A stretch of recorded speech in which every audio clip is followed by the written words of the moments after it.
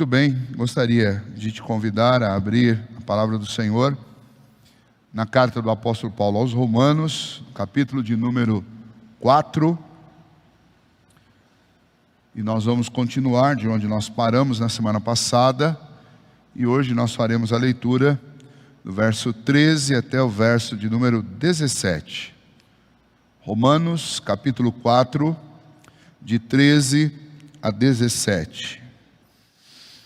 Existe uma confusão no coração de quase todos nós crentes, quando nós tratamos especialmente do assunto galardão ou herança, que nós encontramos tantas vezes no Novo Testamento descritos, especialmente porque é difícil de relacionar esse tema com dois aspectos da nossa vida. O primeiro deles, que é um aspecto teológico, que a salvação, ela não é por méritos, ela é graciosa. Porque se fosse por méritos, nenhum de nós tem méritos para alcançá-la. Muito pelo contrário, todas as nossas ações, elas transgridem a lei de Deus. E nós transgredimos toda a lei de Deus. Nós não conseguimos vencer um único item dessa lei. Óbvio que nós não vivemos transgredindo todos esses itens da lei, todos os dias e a todos os momentos. Mas em algum momento, ao longo da nossa vida, nós já falhamos em cada um deles. Então a salvação é totalmente graciosa. Ela é por meio de uma ação de Deus que nos socorre na nossa perdição. Esse é um aspecto teológico. O outro aspecto é um aspecto da nossa própria compreensão da vida e do mundo e de nós mesmos, que é um aspecto que está relacionado com uma visão de mundo, com uma filosofia de vida, que nós temos um nome específico para ela, que é o humanismo. O humanismo que está presente na nossa cultura, na cultura das pessoas do nosso tempo, mas que descreve um sentimento e um pensamento que sempre esteve presente na raça humana, que é a ideia de nos valorizarmos e nos considerarmos num patamar ou numa situação muito melhor e muito maior do que de fato é. O humanista, ele é antropocêntrico, ele coloca o homem no centro da história, o homem no centro de tudo, o homem como sendo aquele que tem a maior importância. O antropocêntrico, ele diviniza o homem, ele coloca o homem acima do que o homem de fato é. E o resultado disso é que, na prática, nós acabamos avaliando aquilo que somos e o que fazemos de uma forma muito melhor do que de fato é. O resultado disso é que quando nós juntamos esta salvação pela graça teológica, bíblica, com este nosso coração ainda cheio de enganos, que tende a valorizar excessivamente o que nós fazemos, nós acabamos tendo uma compreensão equivocada a respeito de galardão e de herança. Lá no fundo de cada um de nós temos a tendência de achar que nós merecemos alguma coisa, que o que nós fazemos tem um certo grau de bondade, e que no final das contas, se a gente colocar tudo isso na balança, Deus deveria sim nos dar alguma coisa pelo que nós fazemos, porque afinal de contas, segundo a nossa concepção, nós somos bons, nós praticamos coisas boas, e nós temos lá na nossa conta, né, vamos colocar assim, entre aspas, na nossa conta corrente lá no céu, nós temos alguns créditos, e que no final eles vão redundar em algum presente celestial de Deus para nós. Esse pensamento existe, infelizmente. E como eu disse para vocês, é por causa de uma relação ruim que nós acabamos construindo entre essas teologias, as doutrinas da graça, e esse humanismo que está presente na nossa vida, diante de declarações bíblicas a respeito de herança, a respeito de galardão, que a gente não entende muito bem, mas a gente faz de conta que entendeu, e a gente usa essa teologia que a gente tem, juntamente com esse humanismo que a gente tem, junta tudo isso aí, faz uma salada e produz muitas vezes entendimentos equivocados a respeito desse assunto. E hoje nós vamos falar um pouquinho sobre isso. Nós somos todos herdeiros de Deus pela fé. E quando eu falo em herdeiros de Deus pela fé, eu estou falando precisamente do quê? E com base em quê? O que isso não é? O que isso é?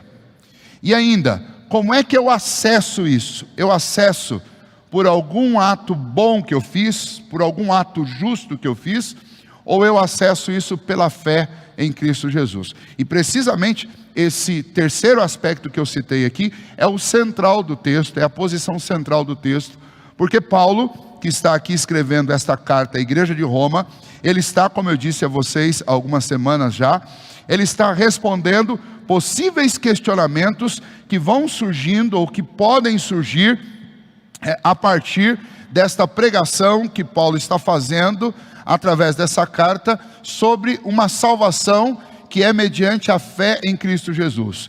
Paulo está falando desde o final do capítulo 3 sobre justificação pela fé. Lembra que Paulo apresentou os nossos pecados, Paulo classificou a todos nós, os homens pagãos e os homens religiosos. Falando em pagãos, ele está falando em todos não judeus. Falando em religiosos, ele está falando de todos aqueles descendentes de Abraão, descendentes de sangue, toda aquela história do Antigo Testamento, da nação, do povo de Deus, constituída lá no Antigo Testamento, nacionalmente como o povo de Israel.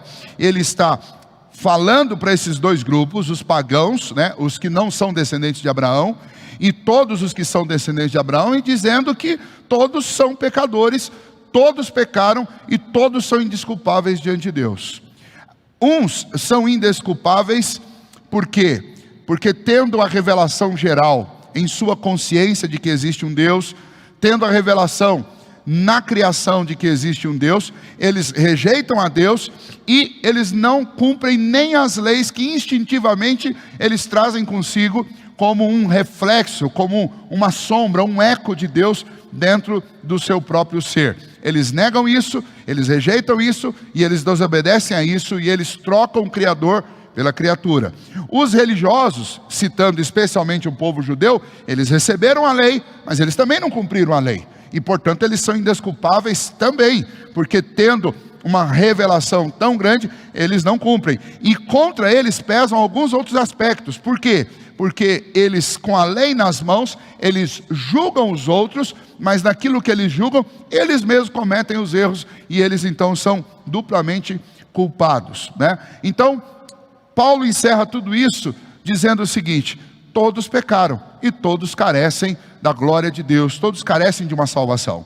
E no capítulo 3 ele vai e mostra que nós temos um Deus que, sendo justo, ele decide salvar pessoas injustas, pessoas pecadoras.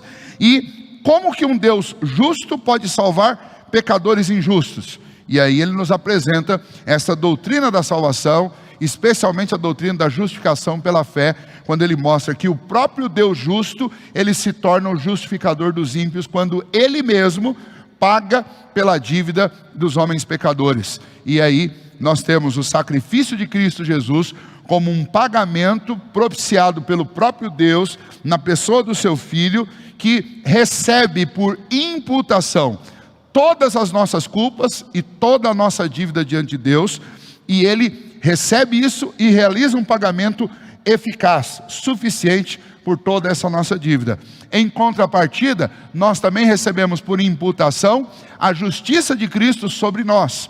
E não apenas isso, essa justiça de Cristo que nos justifica de todos os nossos pecados, ela não é uma mudança na nossa essência, que não significa que a partir do momento que eu creio em Cristo Jesus, automaticamente eu me torno uma pessoa plenamente justa nas minhas obras, nas minhas ações, mas significa que nas regiões celestes o meu nome foi limpo na glória, porque sobre o meu nome foi feito um escrito jurídico de que eu fui justificado, minha dívida foi paga, a justiça de Cristo foi lançada na minha conta e ela satisfaz a justiça do próprio Criador. E ao longo da história, nós vamos ver isso nos capítulos posteriores, nos capítulos que estão adiante, nós vamos ver que Deus vai infundindo essa imagem de Cristo em mim e me recuperando e me tornando cada vez mais parecidos com Cristo. Mas por ora, o ponto é mostrar a doutrina da justificação pela fé.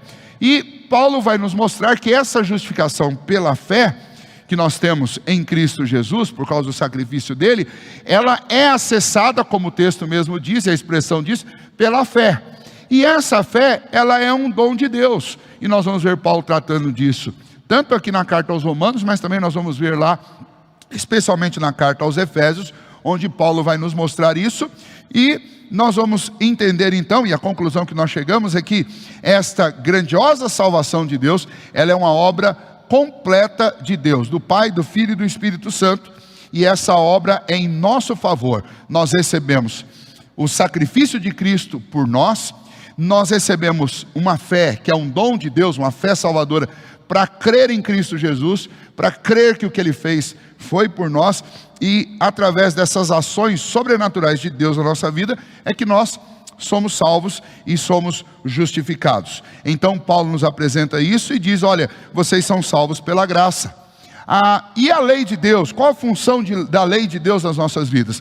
A lei de Deus, ela serviu para calar a boca de todos os homens, porque ela encerra todos como pecadores, mas a lei de Deus também apontava para Cristo, porque uma vez que nenhum de nós foi capaz de cumpri-la, esta lei, ela apontava para o único que seria capaz de nos salvar, que era um Messias, um Redentor, uma vez que ela deixou claro para todos nós que por ela nós não conseguiríamos.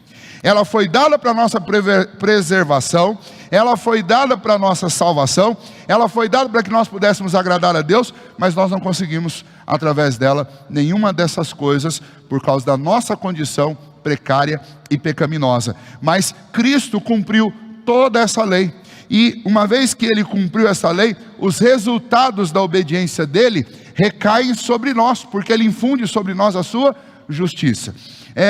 Essa é a obra que nós chamamos dentro da doutrina, é a doutrina da imputação. Os nossos pecados vão sobre Cristo e a justiça dele, o resultado de toda a sua obediência, vem sobre nós como um presente gracioso de Deus. Então, a lei teve e tem a sua função. Como que nós nos relacionamos com a lei agora que estamos em Cristo Jesus? A lei é o modelo de vida que nos é apresentado pelo próprio Deus desde o Antigo Testamento, para que a gente o agrade, para que a gente o adore. E agora, esta lei deve ser amada, e eu devo dedicar a minha vida e me esforçar para a obediência a essa lei, não buscando agora salvação, mas buscando adorar o meu Deus, mas buscando demonstrar que eu sou uma nova criatura pela obra de Cristo Jesus e do Espírito Santo, e como uma nova criatura, o meu coração, a minha alma está inclinado para o lado desta lei. E aí eu busco obedecer esta lei. No bojo dessas questões, então, algumas dúvidas. Paulo imaginou que os seus leitores lá em Roma, onde existia uma comunidade muito grande de judeus, podiam suscitar algumas dificuldades, algumas questões. Uma delas nós tratamos na semana passada, que é sobre a questão da circuncisão. Então, alguns judeus podiam associar esse assunto e dizer o seguinte, aliás, melhor, deixa eu voltar um pouquinho. Paulo usa no capítulo 4 o exemplo de Abraão, que é um grande herói da fé para os judeus e para nós também. Aliás, nós vamos lá na carta aos Hebreus, como nós lemos no início do culto, no capítulo 11, nós temos lá a galeria dos heróis da fé. E existe uma parte longa de todo aquele capítulo que é usado para falar de Abraão, que é um herói da fé. E Paulo pega especialmente a figura de Abraão para mostrar que esta justificação pela fé, ela não é algo novo, mas é algo que já estava lá no Antigo Testamento.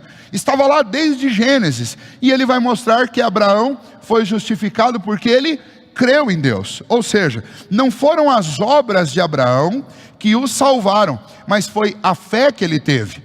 As obras de Abraão, elas demonstraram publicamente de forma prática aquilo que estava no coração dele, que era uma fé viva, que era uma fé verdadeira, que o levava e o que o capacitava a crer em Deus. E então ele nos faz isso mostrando aí Gênesis capítulo 12, capítulo 15, capítulo 17, onde você tem Deus fazendo promessas a Abraão e Abraão crendo. Desde o momento em que Deus chama Abraão, que era um homem pagão, que vivia lá em Ur dos Caldeus, esse nome Abraão está relacionado com alguém que contempla os céus, que conta as estrelas, que busca saber orientação, se voltando para as alturas. E Deus chama esse homem lá do meio dos pagãos, lá em Ur dos Caldeus, chama esse homem e faz promessas para ele. Diz: olha, sai do meio da tua família e vai para uma terra que eu vou te mostrar. Eu vou te fazer herdeiro de uma grande nação, de uma numerosa nação, e eu vou te dar uma herança, vou te dar uma terra. E Abraão obedece e sai. Depois Deus renova essa promessa para ele, ele já é idoso, não tem filhos, mas Deus diz: você vai ser pai de uma numerosa nação. Chama ele para fora da sua tenda, fala: olha, você contempla as estrelas, então olha as estrelas do céu, conta quantas estrelas tem lá, se é que você é capaz, pois a sua descendência será tão numerosa quanto as estrelas. Na carta aos Hebreus que nós lemos lá, que quando Deus fez essa promessa, Deus diz para Abraão: a sua descendência será incontável como as areias que estão na praia. Então Deus fez promessas a Abraão, e Abraão creu nessas promessas. E Paulo está dizendo: este ato de Abraão de crer nas promessas justifica-o diante de Deus. Por quê? Porque ele confia, ele deposita a sua vida, a sua alma, a sua esperança, o seu futuro, tudo que diz respeito a ele, ele confia na promessa de Deus. Esta promessa aqui ainda está de forma condensada, ainda está de forma resumida, mas dentro dessa promessa estava a promessa do próprio Messias, porque ele é descendente desta família. E é isso que Deus estava dizendo para Abraão quando ele falou que as famílias da terra seriam abençoadas por essa família. Por quê? Porque nessa família viria um, que é o Messias, que é o Redentor, que salvaria. Aquela promessa feita a Adão e Eva, de que da semente da mulher nasceria um que esmagaria a cabeça da serpente, agora aqui ela está renovada dentro da família de Abraão, porque diz: olha, da sua família, as outras famílias, a partir das suas outras famílias da terra serão abençoadas. Abraão creu nisso, mesmo sendo velho, mesmo tendo uma esposa estéril, ele creu nisso. E Paulo nos mostra essa fé que ele tinha, que obviamente a gente sabe que é um dom de Deus. Esta fé que ele tinha serviu para ele como uma demonstração pública de que ele havia sido justificado diante de Deus, porque creu. Muito bem, então, para o judeu que está ouvindo isso lá, e para nós aqui também, fica claro que a salvação, ela não é conquistada por méritos ou por obras pessoais, mas ela é recebida pela fé em Deus, nas suas promessas, e nós somos justificados mediante esta fé. Se eu tenho fé, esta fé, ela me justifica diante de Deus, porque eu deposito essa fé em Deus, e uma vez que eu deposito essa fé em Deus, eu estou incluído dentro desta doutrina, desta obra da imputação. Eu creio no Messias, eu creio na promessa, eu creio em Cristo Jesus, a justiça de Cristo é lançada sobre mim, e todas as minhas dívidas e injustiças foram lançadas sobre Cristo. Tanto para aqueles que estavam no Antigo Testamento, que não sabiam sobre Cristo, sabiam apenas da promessa, quanto para nós que estamos aqui, sempre foi um só povo. Aí dentro do capítulo 4, Paulo imagina que outras questões possam surgir. Uma vez que ele citou o pai da fé, o herói Abraão, o herói da fé Abraão, alguém podia imaginar lá: mas isso aí é só para os descendentes biológicos de Abraão. Por quê? Porque não foi ele que foi justificado pela fé? A promessa não foi feita para ele? Então, somente aqueles que são de Abraão, somente aqueles que são esses descendentes de Abraão são. E aí, Deus tinha instituído para Abraão, como um sinal da aliança de Deus com ele, Deus tinha instituído a circuncisão. Então, na semana passada, nós abordamos esse assunto, quando nós estudamos: e aí? Será que então, para que eu seja desta família de justificados, para que eu também seja justificado, eu tenho que adotar o mesmo sinal que Abraão tinha.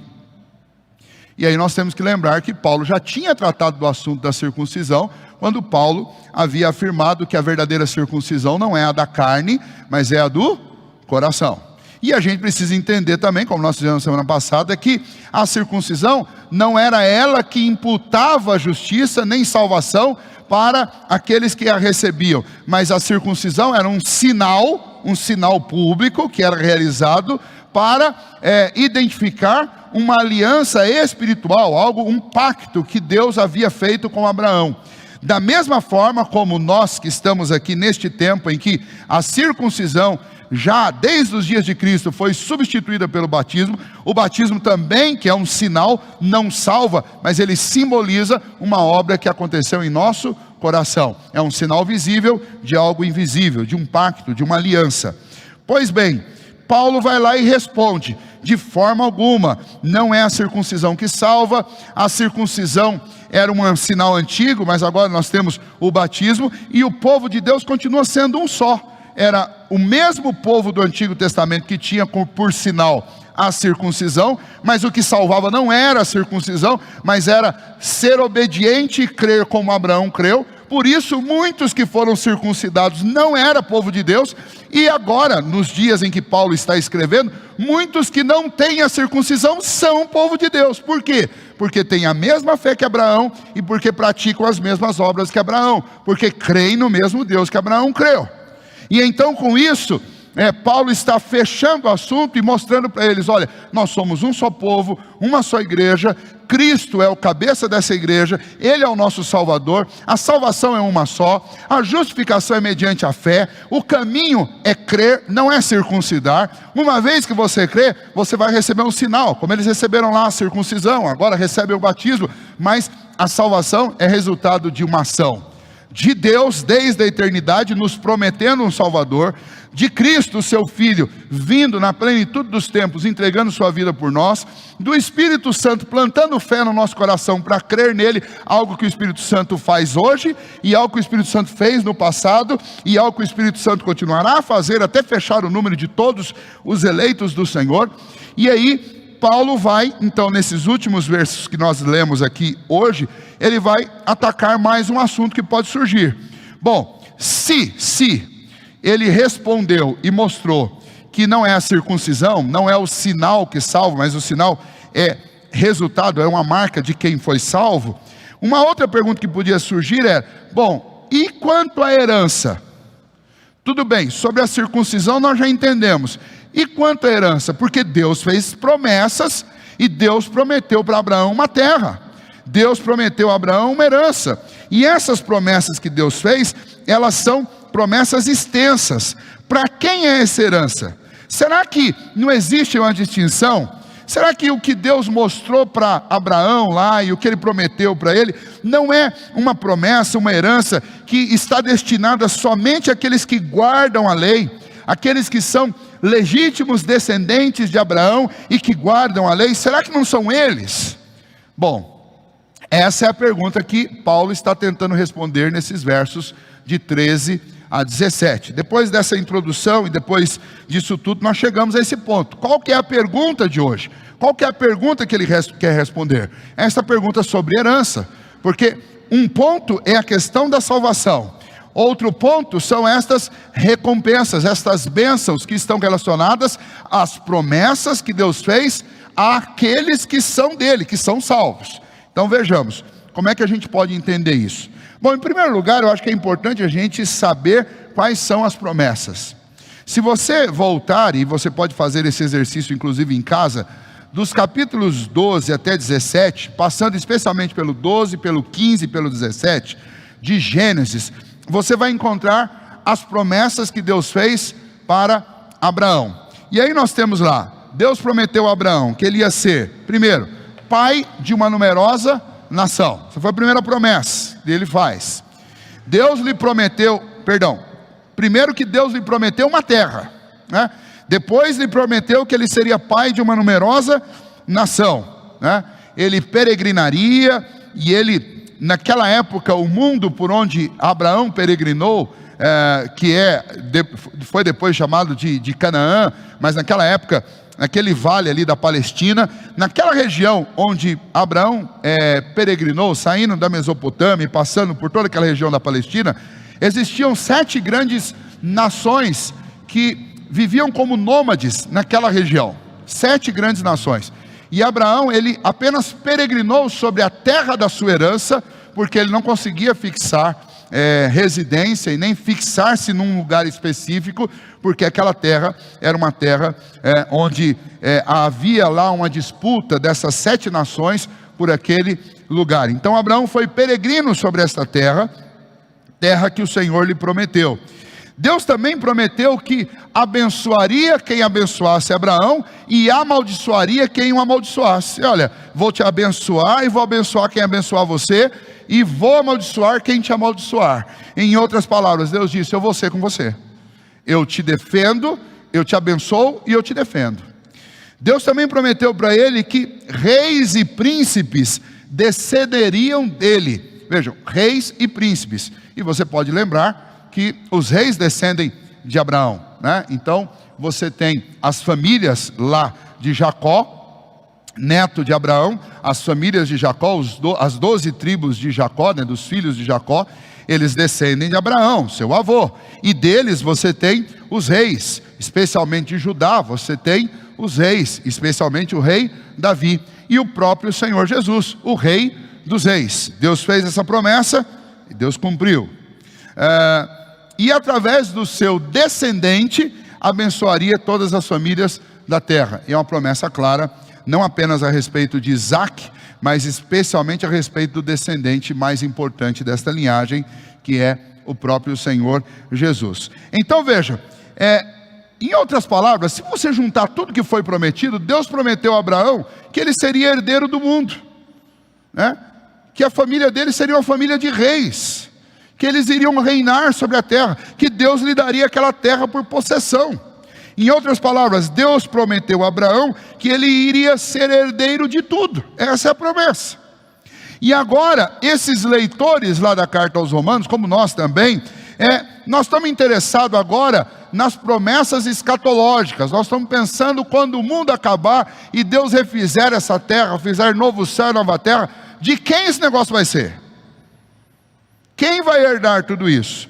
E aí, antes que alguém lá pudesse abraçar uma compreensão equivocada sobre isso, Paulo vai dizer: olha, quanto à herança, quanto a sermos herdeiros desse mundo, herdeiros de todas as coisas que são de Deus, as promessas que Deus fez a Abraão, quanto a sermos herdeiros de tudo isso, desse novo mundo, desse novo céu, dessa nova terra, quem é que vai receber isso tudo por herança? O judeu tinha uma resposta rápida para isso: Abraão e os seus descendentes. Portanto, vocês lembram que alguns domingos atrás eu disse que existem algumas bíblias comentadas que trazem opiniões escatológicas nos seus comentários. E uma dessas opiniões, dentro de uma das linhagens de escatologia que existe, é que quando toda essa nossa história acabar, o domínio específico da nova terra, e a nova terra será inclusive domicílio de quem? Da nação de Israel, do povo de Israel. Existe essa concepção dentro das várias linhas teológicas. Mas e os demais crentes? Os demais crentes vão viver com Deus no céu, lugar imaterial. O lugar físico, material, também renovado, santo, puro, um verdadeiro paraíso, será de quem? Será dos judeus. Essa é uma compreensão, a meu ver, equivocada, mas em termos gerais, eu estou sendo aqui muito reducionista para descrever isso, mas em termos gerais, existe quem pense isso, que essa terra nova, renovada, será herança dos descendentes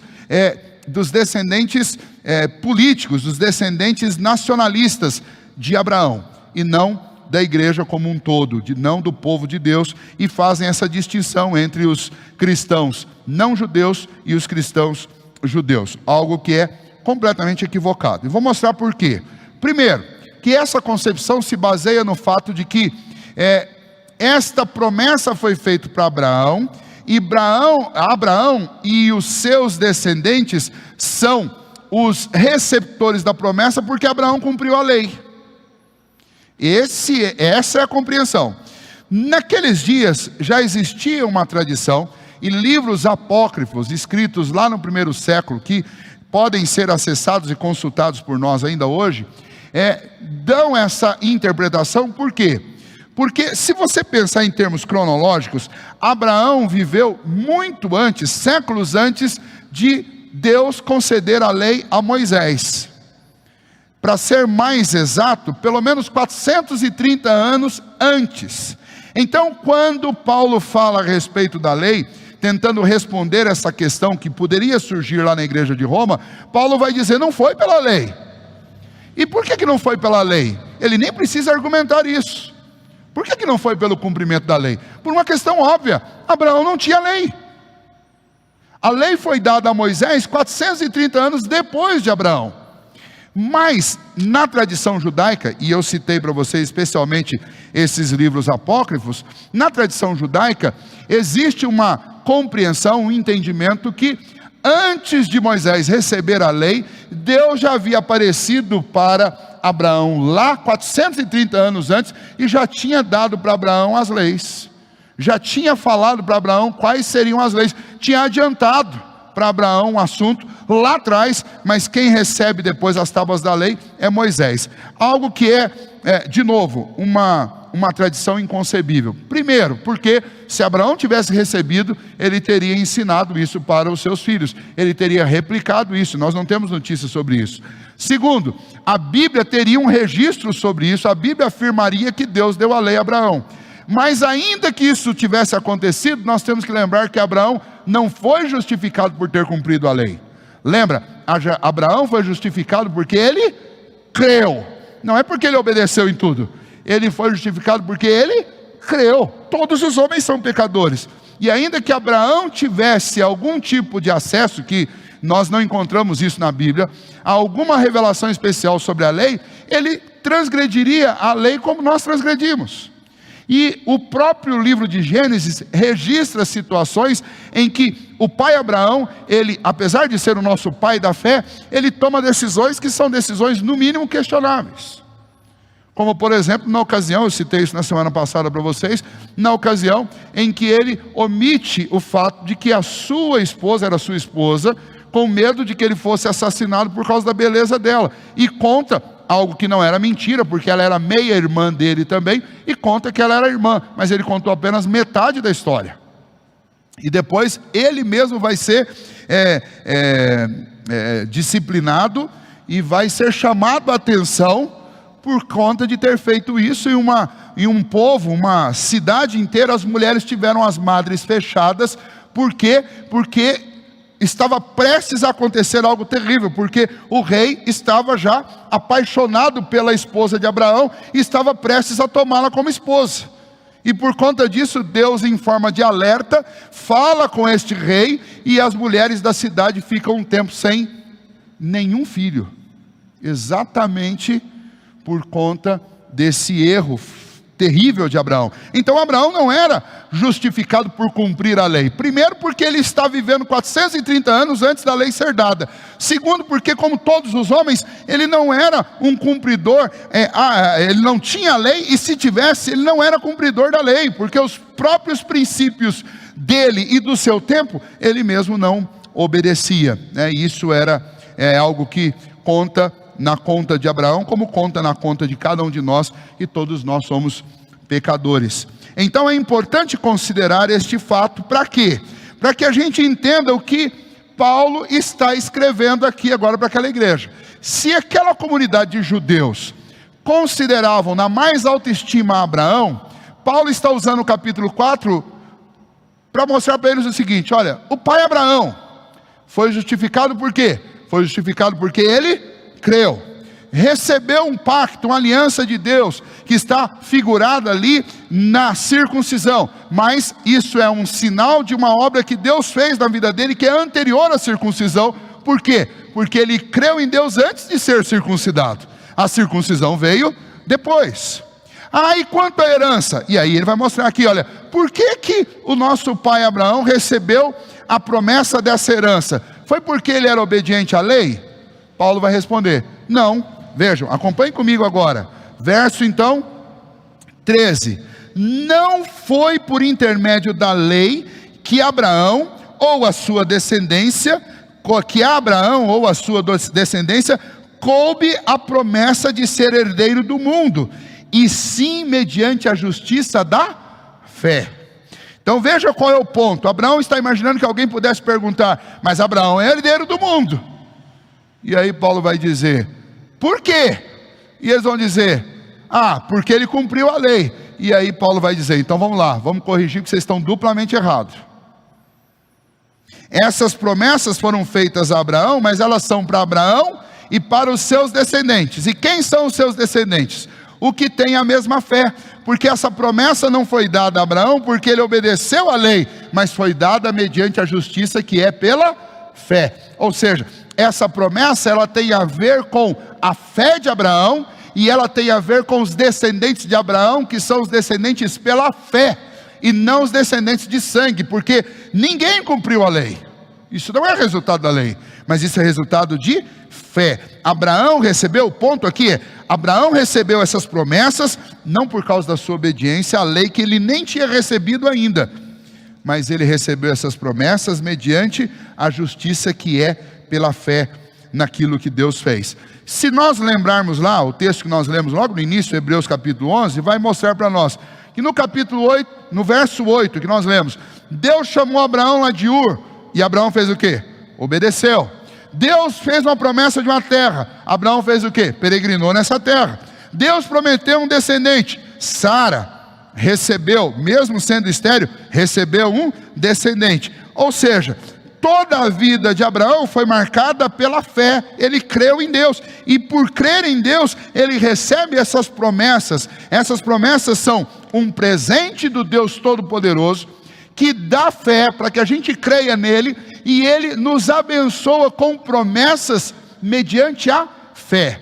O ponto para nós, voltando àquela primeira expressão que eu disse para vocês nessa noite: se eu recebo promessas, e se Deus me abençoa cumprindo essas promessas na minha vida, porque Deus, ele é fiel à sua palavra, não a mim, mas à sua palavra. Mas se eu recebo essas promessas e elas se cumprem na minha vida, isso é consequência do quê? É consequência de eu ter minha conta positiva por causa de ter feito um monte de coisas boas que colocaram o meu saldo positivo lá no céu? Não, eu recebo essas promessas porque por causa da fé que eu deposito em Cristo Jesus, por causa da fé que eu deposito em Deus. E Deus sempre é a causa de tudo isso. Por quê? Porque se eu deposito essa fé em Cristo, eu deposito porque primeiro Deus me deu essa fé salvadora. Em outras palavras, sabe quando nós somos pequenos, crianças, e os nossos pais, eles vão lá, compram um presente bem bacana, mas ao invés deles entregarem para a gente no Natal, eles pedem para ou um pai vai lá e se veste de Papai Noel, ou alguém pede lá para vir aquela figura lá, né, do velho bonzinho que dá presentes no final do ano, ou vai lá e coloca debaixo de uma árvore de Natal, e quando as crianças acordam, alguém vai lá e diz: olha, o Papai Noel deixou um presente. E a criança fica toda: Papai Noel. Vejam só, Deus, ele nos dá a fé para crer, e depois ele nos dá promessas, ele nos faz promessas porque nós cremos, e ele cumpre as promessas e nos dá o que ele prometeu, porque nós cremos. E no final das contas, quem foi a causa de tudo isso? Desde o começo, foi o próprio Deus.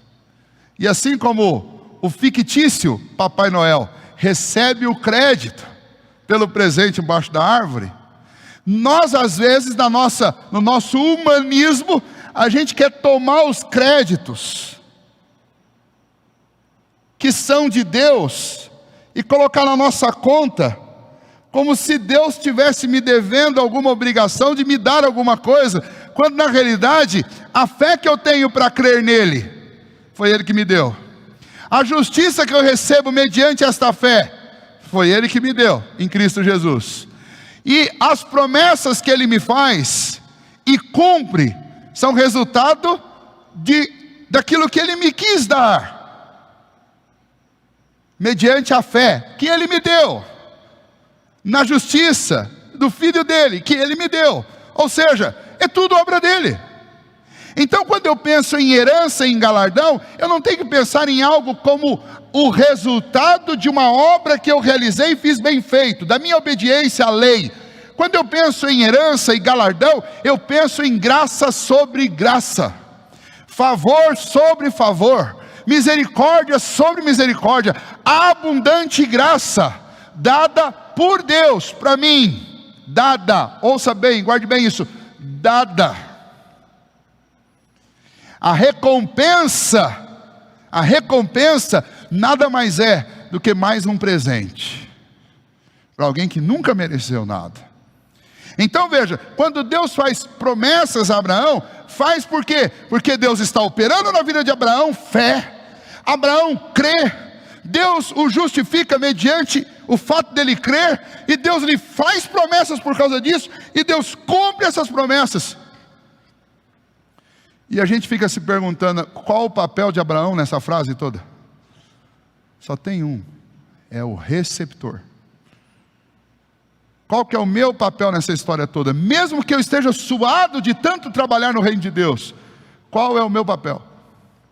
Receptor desta graça salvadora, receptor dessa justiça magnífica, receptor dessas promessas, receptor do cumprimento dessas promessas.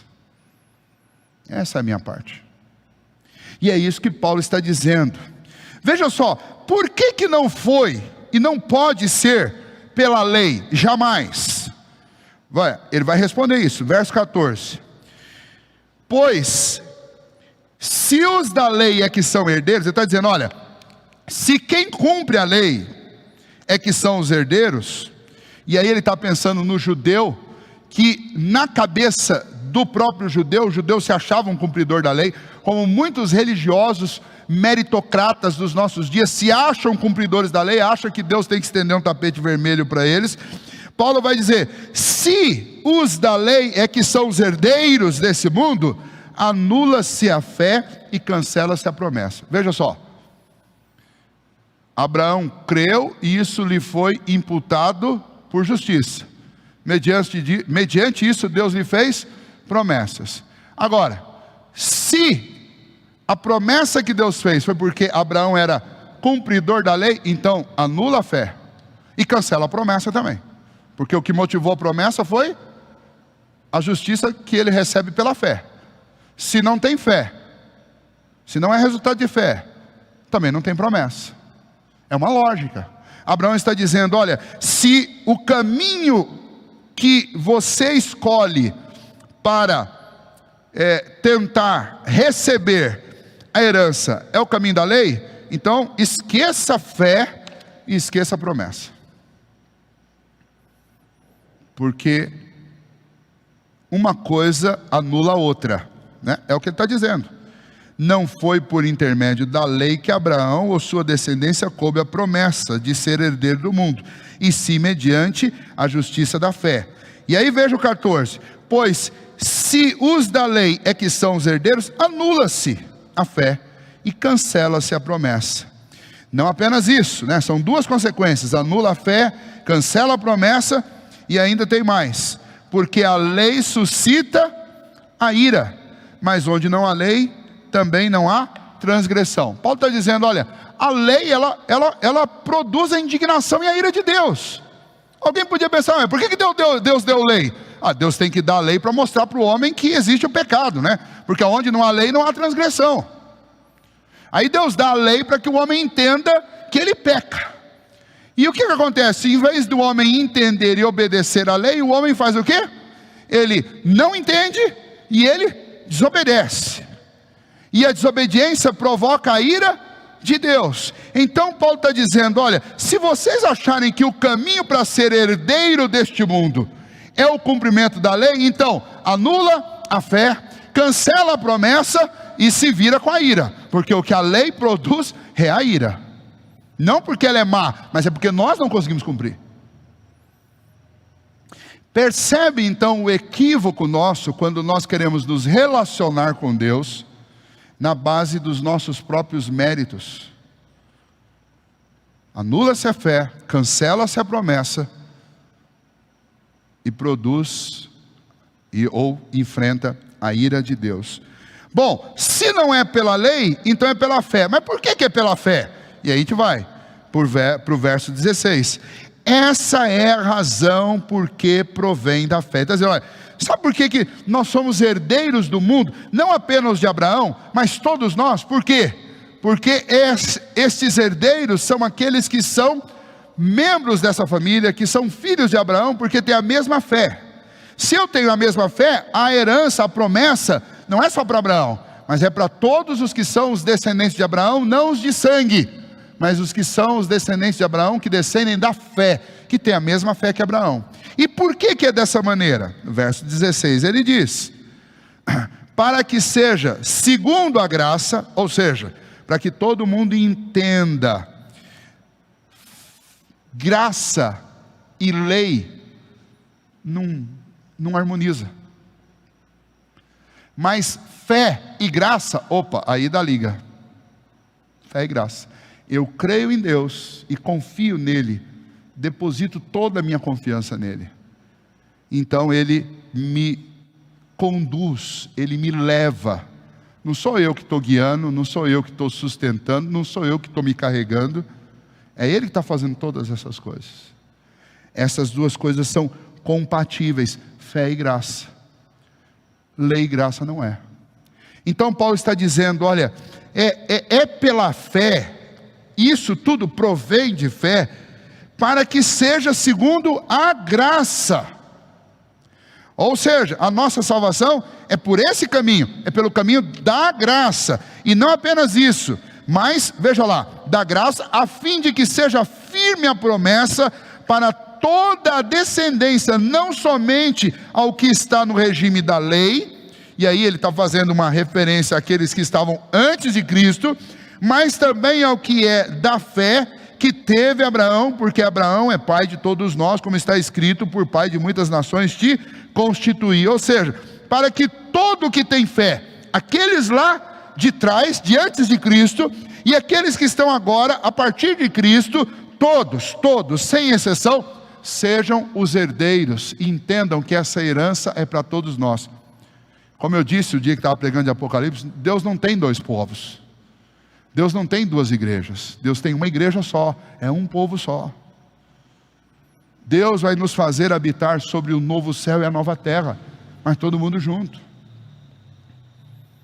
Nós todos, você, eu, todos nós seremos herdeiros, somos já herdeiros desse novo mundo. E não por causa de obediência à lei, mas por causa da fé, da justiça que é pela fé, por causa desse dom que Deus nos deu. E é essa resposta que Paulo está dando, para que aqueles crentes lá entendessem, e eu imagino que possivelmente dentro dessa igreja de Roma, como nas igrejas da Palestina, havia uma divisão dentro da igreja entre os que eram judeus, convertidos ao cristianismo, e os que não eram judeus. Tanto é que Atos 15, por exemplo, acontece um concílio da igreja em Jerusalém, onde os apóstolos, eles são instruídos lá no colégio apostólico a ensinar na Palestina que os não-judeus não seriam obrigados a circuncidar-se, porque os judeus convertidos queriam impor que os pagãos, ao se converterem, fossem circuncidados. E o colégio apostólico tem que se reunir, tomar uma decisão e afirmar não, porque o sacramento agora é o batismo e a ceia, e não a circuncisão. O sinal foi substituído, E isso tudo era para mostrar que nós somos um povo só. E aqui Paulo está antevendo essa divisão e falando com essa igreja, dizendo, nós somos um povo só.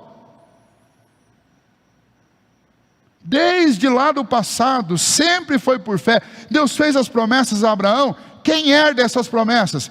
Todos aqueles que têm a mesma fé de Abraão, para que seja por graça, para que seja pela fé, porque nunca foi por méritos e nunca foi pela lei. Esse é o ponto então para nós, Perante aquele no qual creu, o Deus que vivifica os mortos e chama à existência as coisas que não existem.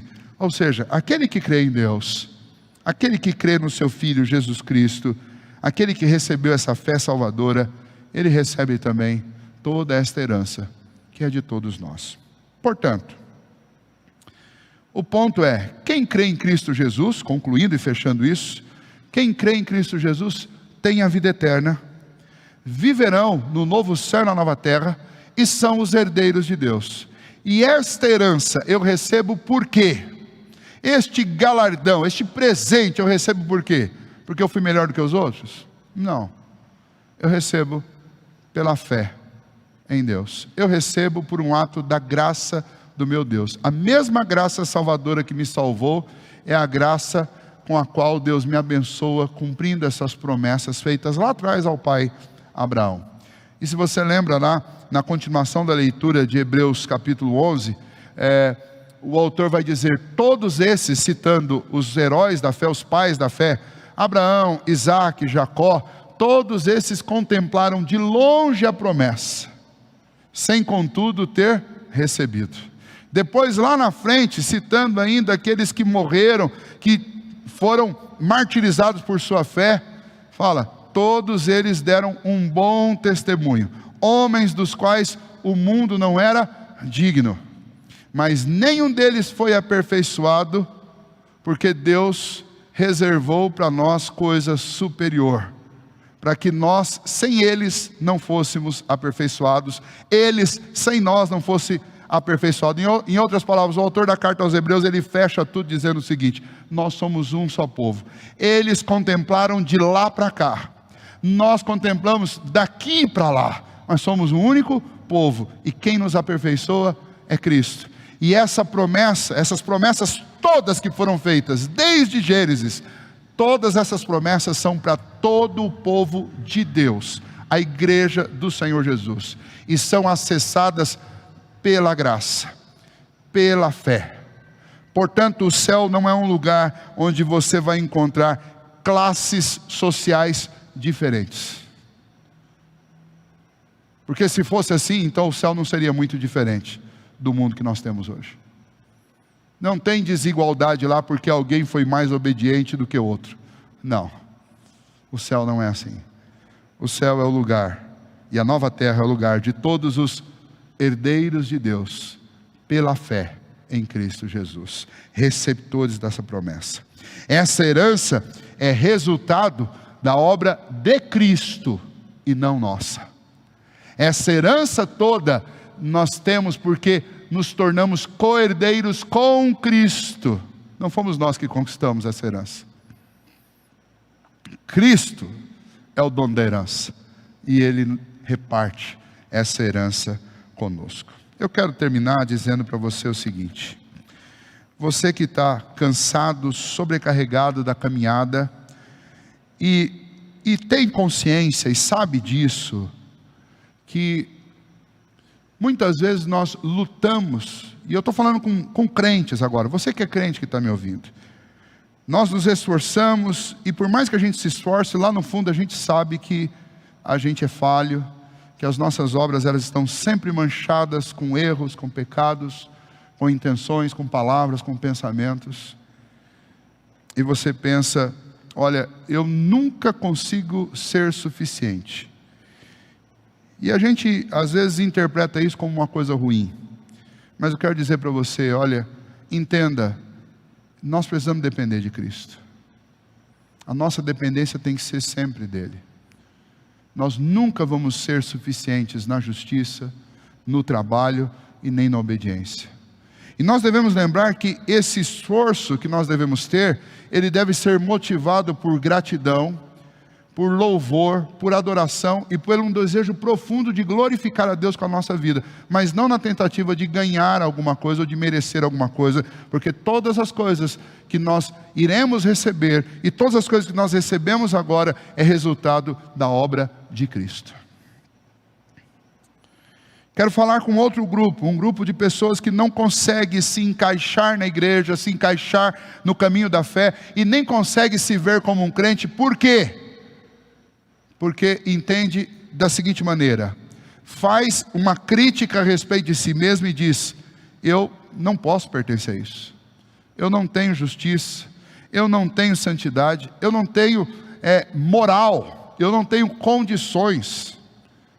E você se olha no espelho e se vê cada vez pior, e você não consegue nem se encarar no espelho. Pois deixa eu te dizer algo: a salvação, ela é para você. Jesus diz: vinde a mim todos vós que estáis cansados e sobrecarregados, que eu vou aliviar vocês. Ou seja, toda essa obra, ela é graciosa, exatamente para alcançar homens pecadores como nós, e nos oferecer um caminho, uma alternativa, uma segunda chance, a única, aliás, de salvação. Então receba este presente do Senhor Jesus. Confie nas promessas de Deus e se alegre nele.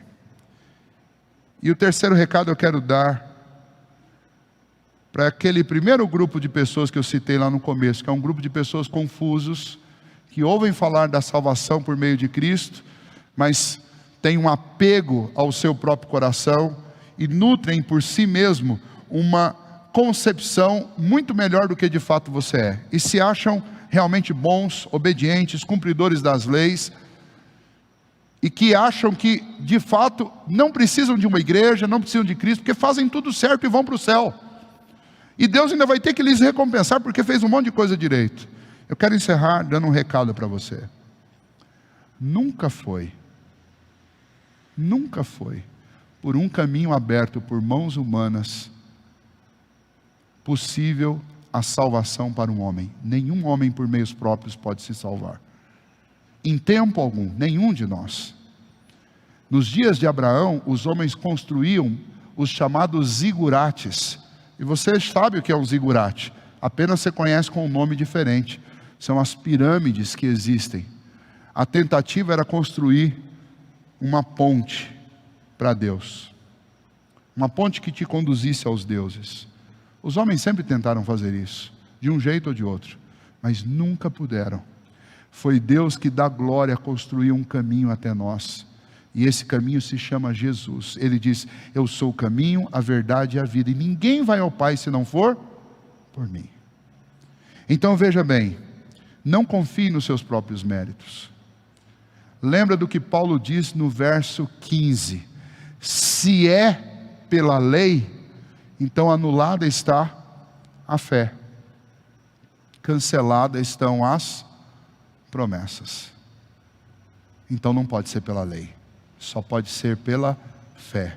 Então eu convido você, saia dessa falsa tábua de salvação, que são os seus próprios méritos, as suas qualidades pessoais, e entregue-se inteiramente a Cristo Jesus. Ele é o Salvador, e somente por meio da fé nele é que você pode ter a vida eterna.